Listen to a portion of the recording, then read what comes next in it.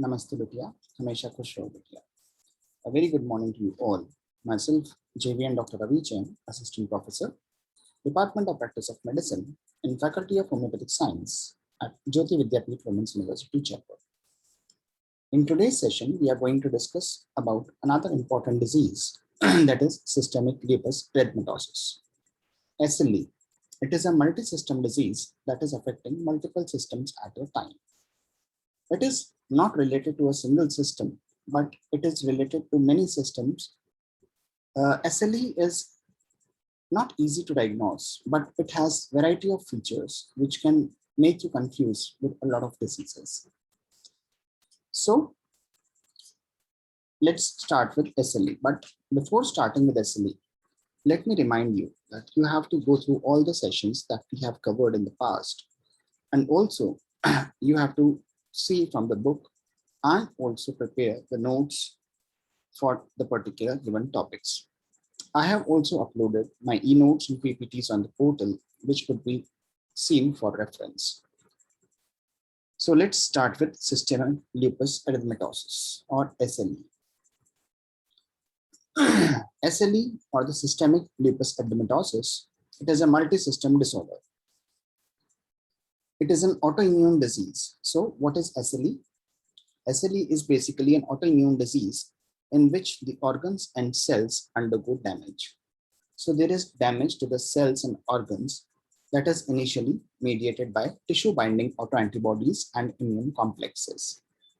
So it is an autoimmune disease in which the organs and cells undergo damage initially, and it is mediated by tissue binding autoantibodies and immune complexes. There is T and B cell hyperactivity with the production of autoantibodies with specificity for nuclear antigen determinants. So what is SLE? SLE is basically an autoimmune disease in which the cells and organs undergo damage. So there is damage to the cells and the organs. And it is mediated by tissue binding autoantibodies and immune complexes. There is T and B cell hyperactivity with the production of autoantibodies with specificity for nuclear antigen determinants. Now, what is the pathophysiology? What is occurring in SLE? As we know, SLE is an autoimmune disease. So in autoimmune disease, our cells are acting against the own healthy organs of the body. The cause of SLE is incompletely understood. So what is the exact cause? It is not clear, but genetic factors play a very important role in SLE. So the cause of SLE is not completely understood, but the genetic factors play a very important role. There is an association of multiple polymorphism in the HLA locus on the chromosome 6. So it is associated with the polymorphism, means changes in the HLA locus of the chromosome 6. And there is mutation in complement component, that is C1q, C2, and C4. There are other genes involved that includes TREX1, ITGAM, IRF5, and ST84, and BLK gene that is also associated with it. The characteristic features of SLE is the production of autoantibodies. So what is happening in SLE? There is production of autoantibodies. The exact cause of SLE is not known. There are various kind of genetic factors that are associated. Important association with multiple polymorphism in the HLA locus of the chromosome 6. There is mutation in the complement component C1q, C2, and C4. Along with it, there is changes in the TREX1, ITGAM, IRF5, and ST84 and BLK gene. There are characteristic features of SLE in the production of autoantibodies. Now, patients with SLE have defects in the apoptosis. So they have defect in the apoptosis is basically programmed cell death or in clearance of the apoptotic cells, which causes inappropriate exposure of the intracellular antigens of the cell surface.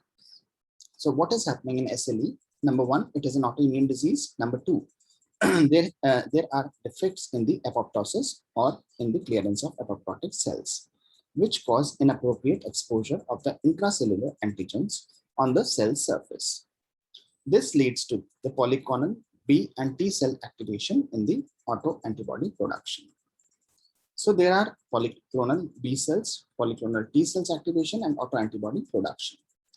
There are various types of environmental factors that can cause flare-up of lupus, such as ultraviolet rays, pregnancy, and infections. There is also increase in the oxidative stress and stimulate apoptosis. So there are various environmental factors that can cause flare-up of lupus, such as UV light, pregnancy, and infection. And there is increased oxidative stress that stimulates apoptosis. So because of the increase, there are certain factors like ultraviolet rays, pregnancy, and infection that can induce SLE. Now, what is the etiopathogenesis? In the etiopathogenesis, SLE is affecting 90% of the females. The peak age for the affection of SLE is 20 to 30 years of age, and it is usually of childbearing age. So the females, especially between 20 to 30 years of age of the childbearing age, are getting affected. It is more common in blacks than in whites. It is characterized by periods of exacerbation. There is period of exacerbation and relative quiescence. It can involve any organ and have a wide range of disease severity. So 90% of the females are affected of the age group 20 to 30 years of age with childbearing age, and more common in black than in white. It is characterized by period of exacerbation and remission. It can also involve any of the organ and have a wide range of disease severity. So we can see there are a lot of diseases, there are a lot of severity of SLE that can be encountered. Now, clinical manifestation. This is an important part because SLE can manifest itself in multiple ways. There are a lot of manifestations or the clinical manifestations of SLE. In the clinical manifestation, the signs and symptoms with which the patient can come to us with SLE are: number one, constitutional symptoms. Constitutional symptoms includes fatigue, malaise, weight loss, and fever. So we have constitutional symptoms, which includes fatigue, malaise, weight loss, and fever. So there is tiredness, there is malaise, there is weight loss. There are various cutaneous features, which includes rashes. That is one of the most important rashes, the butterfly rash, that is especially malar, with photosensitivity, vasculitis, alopecia, oral ulcers, which may or may not be painful. So we have cutaneous rashes, especially malar or butterfly rash, photosensitivity, vascular alopecia, oral ulcers, which may or may not be painful. Other phenomenon includes the Raynaud's phenomenon. Raynaud's phenomenon is common and may antedate the other symptoms for months or years. There are also symptoms of arthritis. Arthritis means inflammation of the joints, which are inflammatory, symmetric, non-erosive. So the arthritis is inflammatory, symmetrical, non-erosive, migratory arthralgia, and early morning stiffness with tenosynovitis and small joint synovitis. So in arthritis, we have inflammatory, symmetric, non-erosive migratory arthralgia and early morning stiffness with tenosynovitis and small joint synovitis. There are various hematological features like anemia. We have neutropenia, thrombocytopenia, lymphadenopathy, splenomegaly, venous and arterial thrombosis. So clinical manifestations include the constitutional features of fever, fatigue, malaise, and weight loss. There are also various cutaneous features like rashes, especially the malar rash, photosensitivity, vasculitis, alopecia, oral ulcers, which may or may not be painful.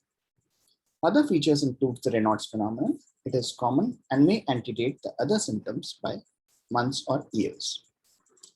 Symptoms of arthritis, which includes inflammatory, symmetrical, or non-erosive migratory arthralgias, and early morning stiffness with tenosynovitis and small joint synovitis.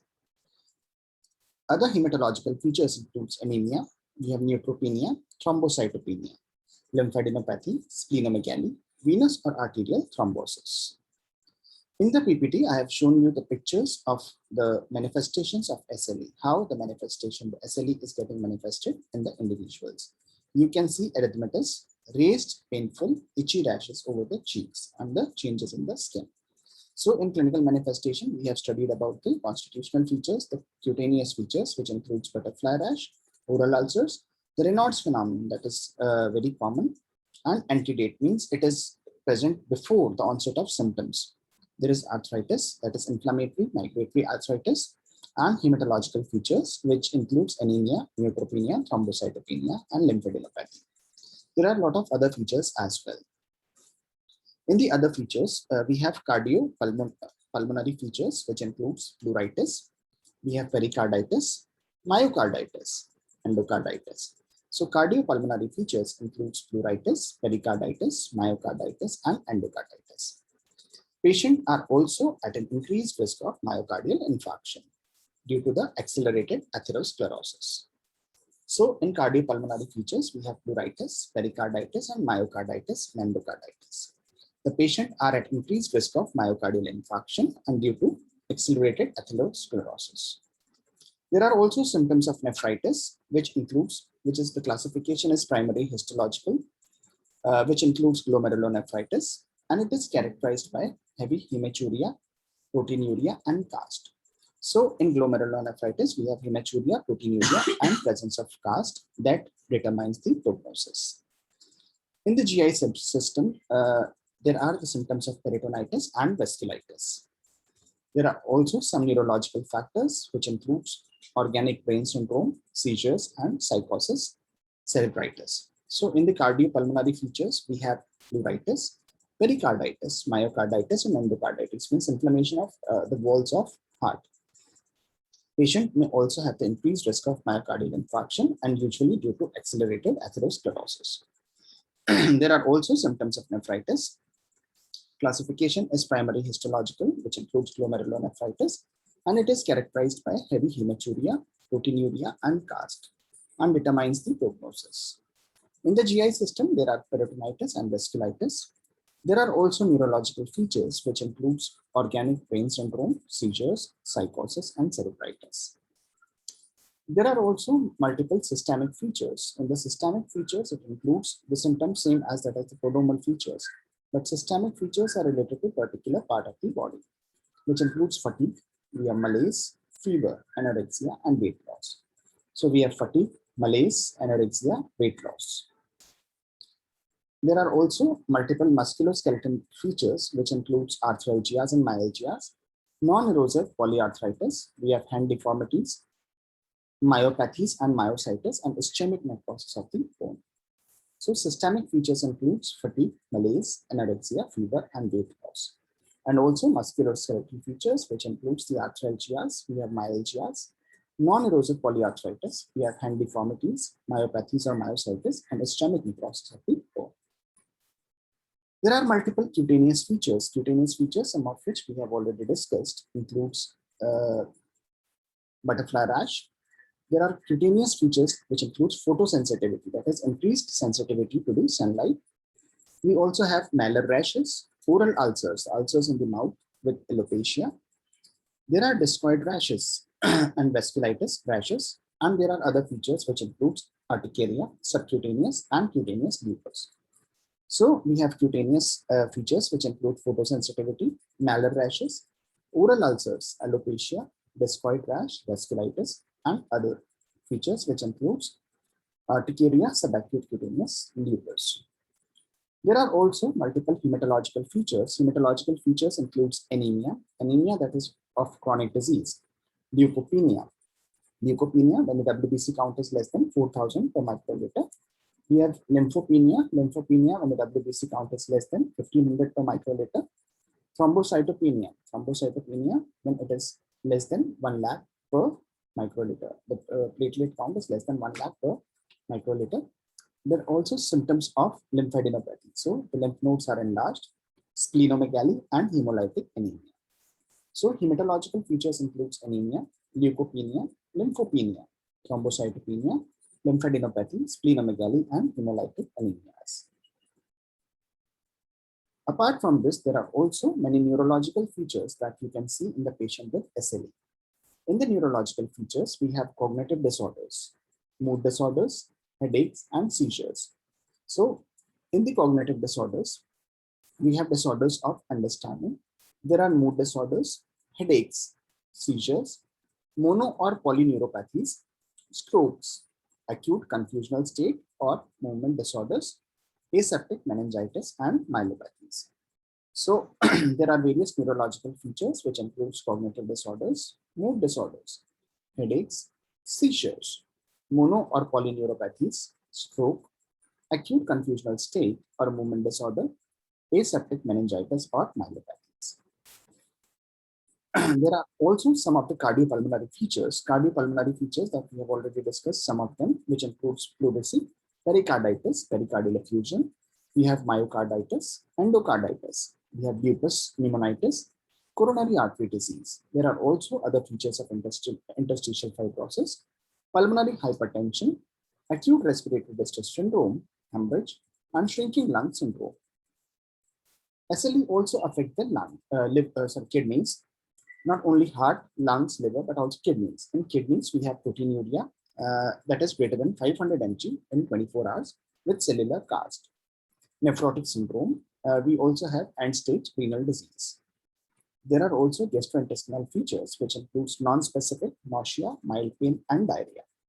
There are other abnormal liver enzymes and vasculitis. We also have feature of thrombosis in the venous and the arterial system. Other symptoms of the eye include Sika syndrome, conjunctivitis, episcleritis, and vasculitis. So these are the various clinical manifestations that are manifested by SLE. Now we come to the investigations. How to investigate? Because we know there are a lot of symptoms in case of SLE. So how to investigate a case of SLE? In the SLE investigation, we have to first of all do the history and physical examination. And at least 4 of these 11 things has to be present. So presence of the symptoms, so many symptoms we had discussed previously, at least 4 of the 11 factors must be present for diagnosing of the case as SLE. So the presence of anti-nuclear antibody is a cardinal feature. History and examination, and 4 out of the 11 factors must have to be present. There is also lab assessment, which includes CBC, ESR, ANA subtype antibodies, serum immunoglobulins, VDRL, we have lupus, anticoagulant urine analysis, etc. There are appropriate radiological studies. Other investigation include ECG, consideration of the renal biopsy if evidence of glomerulonephritis. Now, management. So what is the aim of management in case of SLE? Because SLE is a multi-system disorder, so it is affecting different systems at a particular time, and hence it is not easy to treat.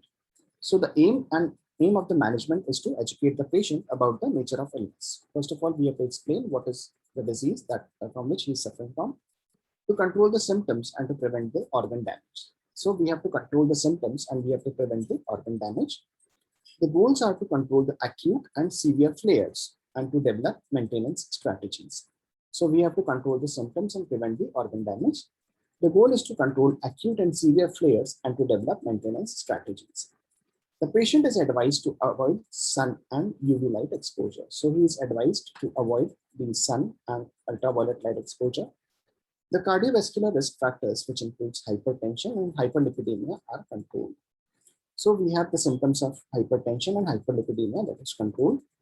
Disease restricted to skin and joints are managed with analgesics and non-steroidal anti-inflammatory drugs. And life-threatening diseases that is affecting the kidney, CNS, and cardiovascular system requires high dose of steroids and immunosuppressive drugs. So the aim and management includes to educate the patient about the nature of illness, to control the symptoms and prevent organ damage. The goals are to control acute severe flares and to develop maintenance strategies. The patient is advised to avoid the sun and ultraviolet light exposure. There is cardiovascular risk factors, which includes hypertension, hyperlipidemia, are controlled. The disease is restricted to the skin and joints are managed with analgesics and non-steroidal anti-inflammatory drugs. And it is a life-threatening disease affecting the kidney, CNS, cardiovascular system, requires high dose of steroids and immunosuppressive drugs. So this was all about SLE. I know this is a bit confusing and very vast topic. So I need you to go through the book and note down all the symptoms of SLE. SLE is an important topic from the examination point of view because you get a full question of 20 marks from this particular topic. So this was all about SLE. In the next lecture, we are going to discuss about systemic sclerosis. So this is all for today. This session is powered by Digital Version 2.0, JAYOTI VIDYAPEETH Women's University. I hope the session is clear to you. If you have any query, please mention in the comment box and I'll try to resolve it. So this was all for today. Thank you very much. Have a good day.